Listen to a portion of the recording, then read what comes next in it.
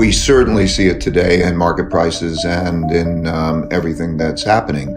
There are three, sometimes maybe we can stretch that to five, big things that are happening, and they are reflected in market prices, and the dynamics behind them and their change will be reflected in changes in market prices. And those three big ones are, first, that which is happening with money and credit. In other words, when you get close to a zero interest rates and you spend a lot more money than you earn, and the government does that, that means that a lot of money is printed and it moves its way through the system in a way that is reflected in market prices. And so that is what is happening now. The second is the very large internal conflicts that we're having that are due to wealth gaps, political gaps, and so on, that influence the left and the right and the dynamic between them. That affects tax policies, that affects capital flows and the like, and they're reflected in market prices and will change as those circumstances change. And the third big influence is the rise of a great power, China, to challenge the existing leading power and the existing world order. And that is being reflected in market prices, but will be reflected more as those circumstances change. The other two that have been reflected through history, and I didn't have a full appreciation of until I studied the last 500 years of history, those two are technology and inventiveness changes. We're accelerating the rate at which they are occurring, and that adaptability and change is affecting our lives in big ways. So you cannot ignore the technologically and inventiveness changes. And the fifth are acts of nature. You know, the one thing that was interesting to me when I studied the last 500 years of history is that acts of nature, and they could be climate related, droughts and floods and pandemics, had cost more lives and toppled more civilizations than anything else, including wars. So they are something that comes along irregularly. You know, when you have the pandemic or the drought or that event that comes along once in 100 years or so, they have had big effects too. So pandemic is a reminder of those. But those are the drivers, and they will remain the main drivers. And as they change, prices will continue to change. I think you have to look at the dynamic behind those prices, and I think I would look at them a bit differently. Regarding the dynamic behind those prices, it is that we are spending more than we are earning by a lot, individuals and the country as a whole, and that we need money, partially because of the political issues, partially for all the reasons that you know. So a lot of debt is being created that is also producing the need for a lot of money. And as a result of that, we have very negative real interest rates. Real interest rates of short-term interest rates are significantly negative, and even bond yields, real bond yields, are over 100 basis points negative. And so when one looks at the return of owning those bonds, that is a very bad return. It means that if you save in those assets and you put it away, that you will lose buying power at probably a rate of 3 to 5% per year. We can guess what inflation is, and we can talk about that, but you will lose that, and that tax on your buying power makes one not want to be saving in those assets. It makes one want to borrow in those assets, and the availability of credit and that set of circumstances drives money into other assets, and those assets are investment assets as well as goods and services. And so what we see now is that stocks are not expensive, not very expensive, maybe a little bit more so than normal, relative to bonds, which are very expensive, but still not expensive in relation to cash. And so they are all having expected returns that are comparatively low, and we have an inflationary period. So it's very important to understand the paradigm that we're in and how that dynamic works. And so as the inflation pressures become an issue and we have relatively, let's say, stronger growth, those things will start to change. And so the big question that the markets look at is how will that change as a result? Will the Federal Reserve and other central banks begin to tighten monetary policy? Because these things will change. And what will tax policies be and the like? And those things will affect market prices going forward. It's unsustainable. There's always, throughout history, a debtor and a creditor. And there's always, throughout history, the ability to create demand by creating debt and by creating money. And then there become clear preferences for doing one or the other.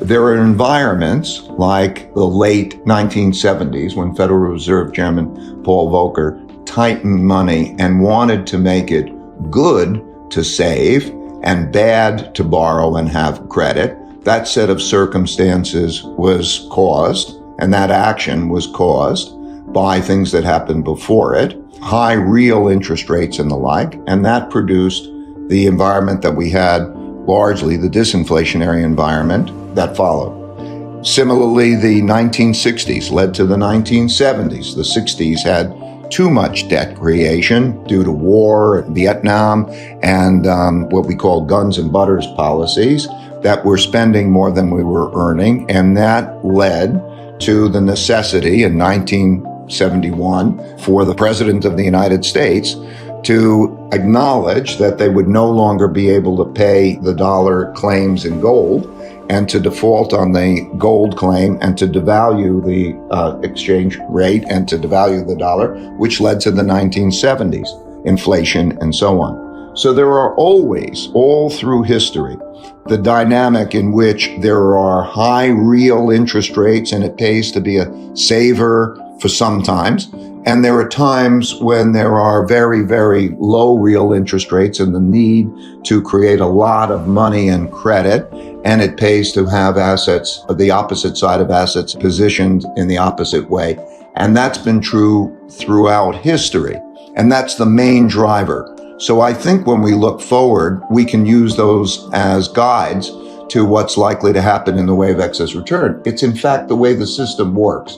In other words, investors, borrowers and lenders look at the relative expected returns of cash, bonds, and other asset classes and move their money between those things based on the relative pricing. And that's why, for example, when there is a rise in interest rates, a tightening of monetary policy, and short-term interest rates rise relative to longer-term interest rates, so the yield curve begins to flatten and so on, that we see that there's a slowing in the economy and a slowing in capital availability, lending, long-term lending. There's a shift to saving, and as a result, there's a slowing of the economy. That's, to me, how the system works. The market is it's like a poker game. I played the poker game for over 50 years, and I'm saying it's a zero-sum game relative to what's priced in, and the smart people take money away from those who are less smart. And that's the way it works. I wouldn't be in the business unless that was true. The dollar as a reserve currency gives one the ability to print the world's money. It is both a good and bad thing. Being able to create debt gives you the buying power. Being able to print the world's currency, such as when we were in the COVID crisis, and being able to print the currency that around the world will be accepted, allowed us to sell more debt, because when you buy debt, it's somebody else's currency. In other words, when one owns debt, the buyer of that debt is owning your promise to deliver them currency. And when you have the world's reserve currency, it allows you to get into more debt. Now, getting into more debt has historically, if not done correctly or not done sustainably, in a way it creates obligations to pay back. And those obligations to deliver currency and pay back have produced different types of problems in the future. And so debt is very short-term stimulative and it's longer-term depressing. And the ability to do that and have others take on our liability As John Connolly said when he was the Treasury Secretary and the dollar was devaluing and a risk, the dollar is our currency, but it's your problem.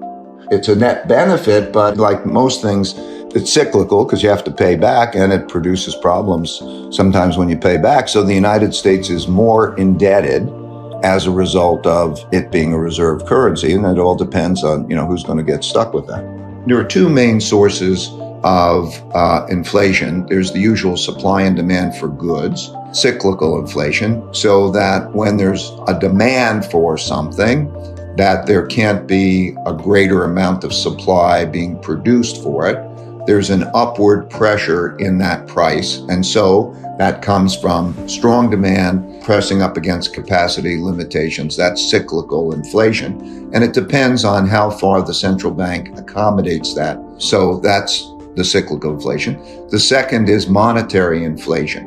When the production of debt is large, but the central bank produces more money and credit, that has the effect of devaluing the value of money and credit, which doesn't look like it is going down as much as it looks like other things are going up, so that you see things going up as they are now, and that's monetary inflation.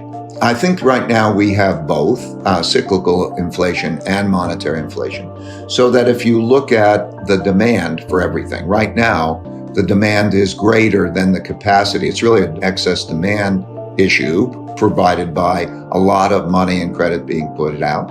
And we also are running large deficits. And as we start to look farther forward, we have these very cheap interest rates, which means that it pays to buy things like, let's say, houses. Practically, there's no interest rate to speak of. And now a lot of loans are made on interest-only loans even.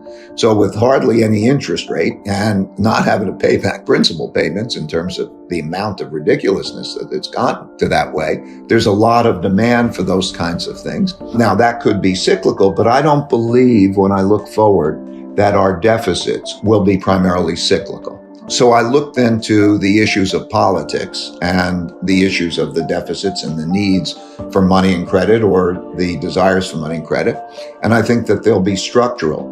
And I think then also there are certain changes in expenses. For example, while I believe that climate change and moving to cleaner energy and other such moves is very good for our ecosystem in the long run, it's also very expensive. And it makes less efficiency. So that's going to, at that same time, add to inflation. So my worry or belief is that that will increasingly be built into the process, which we're seeing, for example, in terms of changes in compensation, changes in many, many things. Everybody's seeing inflation around them, and it's not just something that's going to settle back. So if I take the cyclical piece, it's going to require enough of a tightening, if you were to deal with that in monetary policy, to stop that buying. And the consequences of that would be very bearish for markets. And it would be very bearish for the economy. And I believe too bearish for the Federal Reserve to want to tolerate. And that would only deal with the cyclical inflation pressures, whereas at the same time, we have the structural issues of those kinds of deficits that need to be monetized. So for those reasons, I don't believe it's transitory, that we will go back to what we experienced before.